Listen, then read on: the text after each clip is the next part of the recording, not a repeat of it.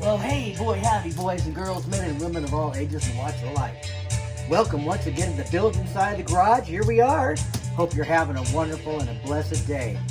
We got number 76, a brand new one I haven't played yet for you. Over there on the old loop pedal. For your listening and dining pleasure, of course. So what do we have here? Looks like that guitar I was working on and off. You know that one with all the weird, crazy looking colors in it? You're not going to see them all right now. Going to show you a few things on this that I'm not thrilled about. Just because they are a little different than what I expected. That's my fault. You know, when you buy stuff without knowing completely every little thing about it, right down to the holes that are punched in it, you know, you're always taking a chance. But this thing does actually work really well. I'll just show you a few things that I think are kind of odd about it. Right here at Randy's Guitar Shop. Thanks, Robert. So we got her going. And, it works. There's no noise. It's got no 60 cycle hum, but these are humbuckers, hot rails. We're not going to plug it into an regular amp today, because I still got things to sort out on it. But you know what? It seems to work. And so what we'll do for right now is we'll plug it in to the old Honeytone. And let's go turn the loop off for just a second.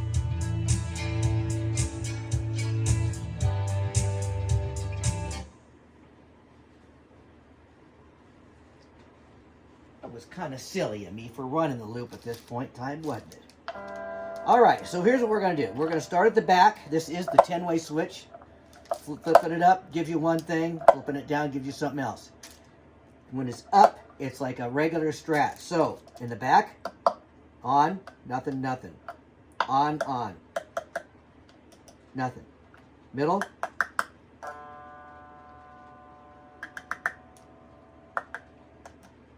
nothing. The front two, middle, and neck. And then the neck, nothing and nothing. Flipping it down is the neck.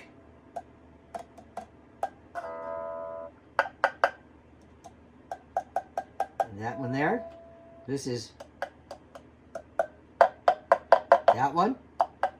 And that one. The middle is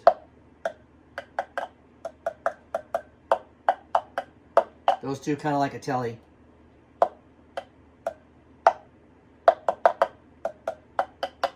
Neck and telly, and I think one set is series and one's parallel. And of course the back one is those two. Anyways, it all works. It's wired the way it's supposed to.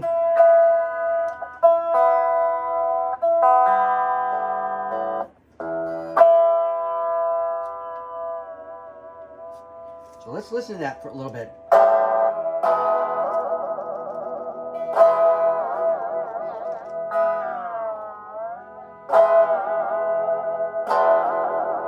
Now they claim once these things get all worked in and all that good stuff,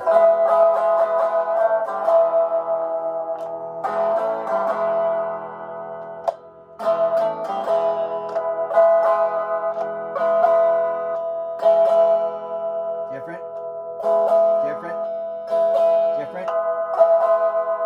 Flip it up.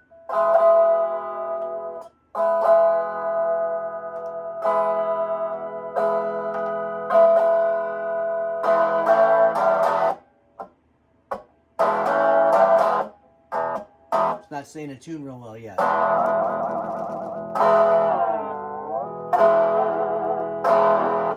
Anyways, guys, it works. Yay! We're happy about that. So what do we think is kind of strange about this thing? Well, let me show you this first if I haven't shown it to you before. But here's a strange thing I noticed. And if you look at the back, look at how these strings are set. One's way up here, then it goes down in kind of a V. Then this is another V shape. And I want you to look at it this way and check out how little string tension there is especially on that and that, and that. Really, very little. They're not coming out of their saddle. By the way, this is the aftermarket saddle. I had to even modify that just to get this thing to work. Because that other saddle that comes with this kit, number one, it rattled. The rollers rattled really bad. And number two, it still sat up higher. And the radius of it was way different than what the radius is on this fingerboard. So these middle strings would have been sitting up way up higher. We didn't want that. So I'll get rid of my pokey thing here. That's kind of strange. And it works just like it's supposed to. This is supposed to move, and it does, as you can see. It kind of moves, and then goes back into shape. Everything else is pretty good, guys.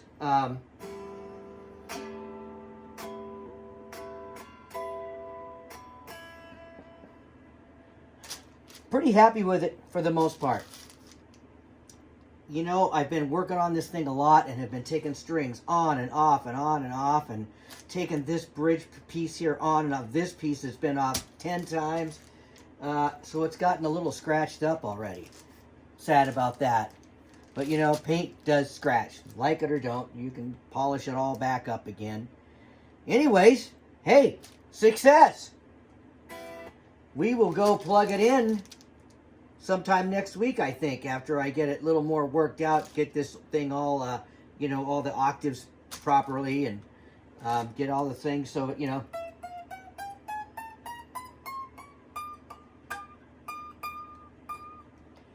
And it seems to be staying in. One of my biggest problems was, you know what a cool thing is about this Schaller roller bridge, even though it's not perfect, is these rollers can adjust this string. You know, a Fender, you really can't do that, you know, and Gibson's you really can't do that. You have to have one of these roller bridges, and it's got these little threaded barrels in it, and then the actual rollers roll back and forth. So I can make this string spacing, you know, I can change this to wider or closer or whatever I want. Plus up and down, plus back and forth. And, you know, compare this, excuse me, to a APR bridge, which, you know, has that much space. This one, look how much wider this space is. So that means you can really run it flat and sharp, all as much as you want. Anyways, guys, that's what's going on this week. Yeah, we got her going. I'm tempted to go over there and stop this video and plug it in and play it a little bit, but you know, it's not, the strings are not seated in well yet. It's just not ready for prime time, as they say. So let's set this aside for a minute, and don't forget that I love you all for watching my videos. Thank you so much. And if you haven't subscribed already, please do. Give me a thumbs up. Share these videos with your friends that are like-minded, that like guitar stuff, like amplifier stuff, you know, like just building them, playing them, goofing around, just guitar stuff in general. Let's set this over here. And you remember last week, we had a little forum. We said, what do we like better? And we decided most everybody that wrote to me, which I really thank you for leaving comments, said they really liked that crazy, real kind of a water blue pick guard that I was going to put on it. But I did say I have one of these too. So let's take a look at this, because I think this might look really good too. But you know, it's going to be,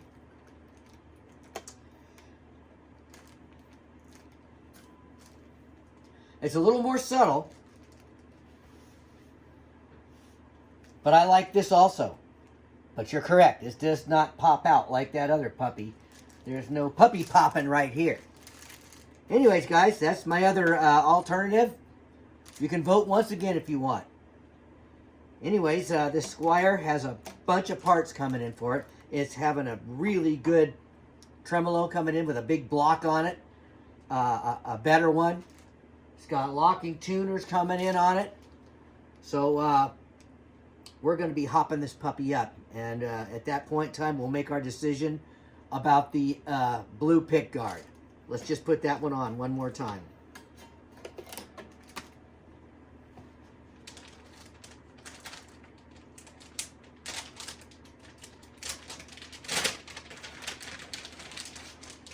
Yep. We do like this blue pick guard, don't we? I think it looks pretty darn good. Anyways, guys, having a pretty good day. It's kind of a tough decision, you know? This does look pretty crazy, though, and I like, you know me, I kind of like nutty looking stuff. It's got nothing to do with my personality. It's just what I like. Anyways, guys and gals, I love y'all for once again for watching the channel. We're going to be doing some stuff this weekend. We're going to be hopefully doing a little more painting on my buddy's guitar. The weather's been really bad for painting. It's been very humid. That's no good. And it's been raining a lot, and then it snows and it rains and it gets warm. So we got to get an all warm day. Anyways, guys, that's what's going on in the building side of the garage today. So anywho's, I think we're going to go ahead and close this video out with those great words of wisdom.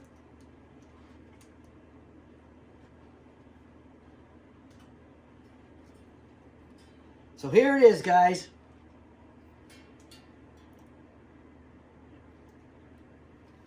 Got my nameplate on there, if you can see it. It's kind of blue and kind of purple, and in special light, all the metal flakes pop out because there's about 5 different colors of metal flake in it. Yeah, I got some really bad scratches in here just from working on this thing. You know, I cover it up, and still, you know, I've had this off, and like I said, this has been off a bunch of times. You know, we got to get the pickup height set properly and all those good things. And hopefully I got enough room on here just to get this thing to, you know, 12th fret, get it all tuned up. Anyways, guys, I will see you guys later. And I will once again say, please pray for your country, no matter what country it is. Pray for the world. Pray for your friends and neighbors that need medical attention. You know, our thoughts and our prayers need to go to the Father to be heard, so His will can be done. Anyways, guys, once again, I will see you later in the next video. Bye-bye.